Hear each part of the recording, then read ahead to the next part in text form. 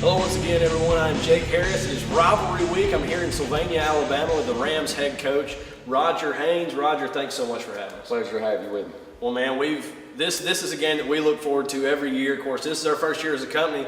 And speaking of first year, this is your first year as head coach. How's everything going this season so far? It's going well, with the exception of some injuries and early losses that we've had trouble, coming back for. But the kids have had great attitudes. The community's really behind us, and we think we've got a good foundation laid for the future. Well, it sure does seem like it. We saw you guys play against Geraldine.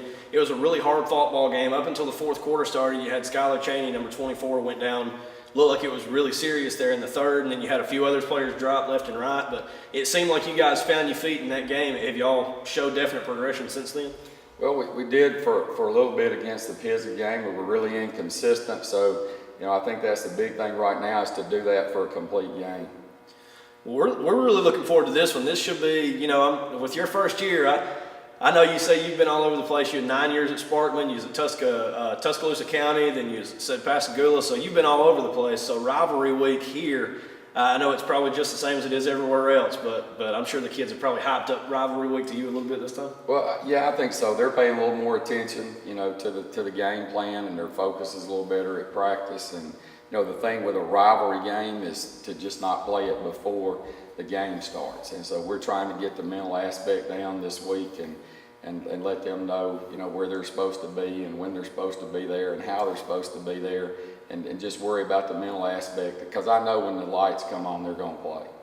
Well, man, I like that. You sound very confident in your team. Now, I want to talk a little bit about your team. Now, do you have an update on Skylar Chaney? Is he okay? Is he going to be game ready? Skylar is doing well right now. He should be okay for the game.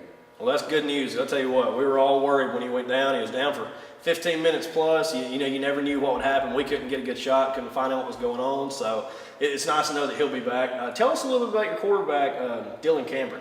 Dylan, this was his first year to ever play quarterback, in a varsity game. He's a great athlete, fine young man.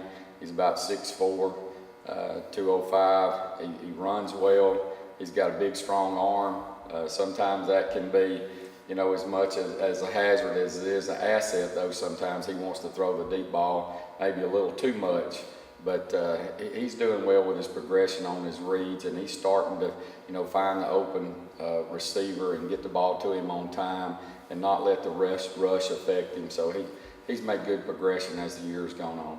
Well, we sure did show it in Geraldine. We had talked, and everyone had told us they lacked leadership and they lacked this, but we were dead sure they'd found it Geraldine week. Now, I have to ask this, and this is more of a personal thing. I have a nephew that plays on the Pee Wee team, and it seems like you guys have integrated just some of the offense that's played from the varsity all the way down to the Pee Wees. It seemed like long-term plans. Yeah, we're trying to do that, and get everybody on the same page, and it's going to be a work in progress. And I told him, Rome wasn't built in a day.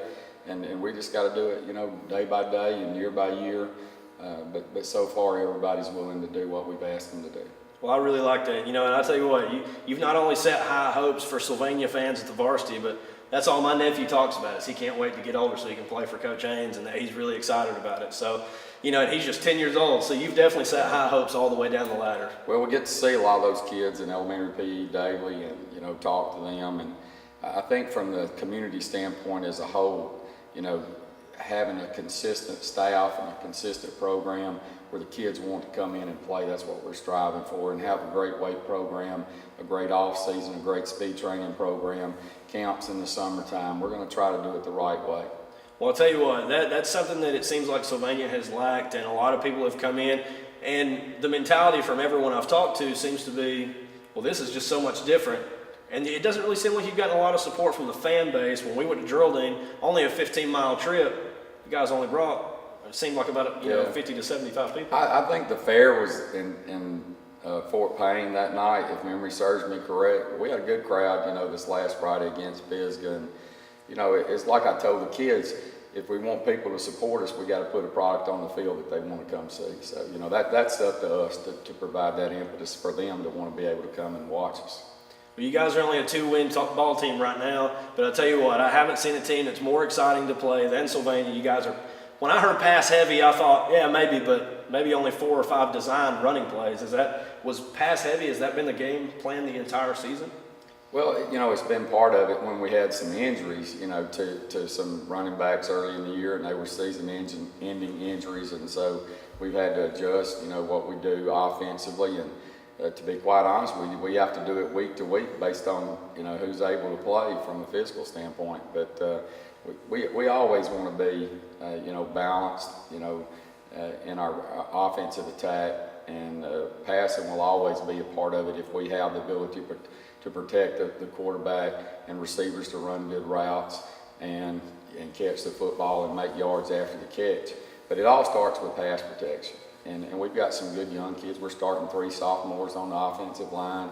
And so far, you know, they've been able to protect the quarterback in blitz situations. And so, you know, there's a lot that goes into, you know, an intricate passing game. And so far, the kids are doing well, and they're you know, adapting to it a little bit better each week. Well, I'll tell you what, that's one thing that I've noticed is that the offense and the defense was very complex. That's something that we're not used to seeing around here, because most of the time around here it's smash mouth, right down your throat, but some very defensive, some complex defensive strategies from you. Tell us a little bit about how the kids have adapted to that. Well, early on, not very well. You know, so it's been, we probably only have about an eighth of our defensive package in, and we've got very few blitz packages in out of each one of our fronts. We got very few coverages in, so, you know, it's going to be a work in progress. It'll probably take 4 years to get everything in. Well, I'll tell you what, we're excited to see what happens here at Sylvania. I'm here with head coach Roger Haynes. It's Jake Harris with SouthernTorch.com. Be sure to stream in at 6:30 is when we're going to start the live stream this time. I believe, I'm not 100% sure. We're still working out the kinks on that. We're a Rivalry week. We always have some big things going on. So be sure to check us out on SouthernTorch.com for the live stream Friday night.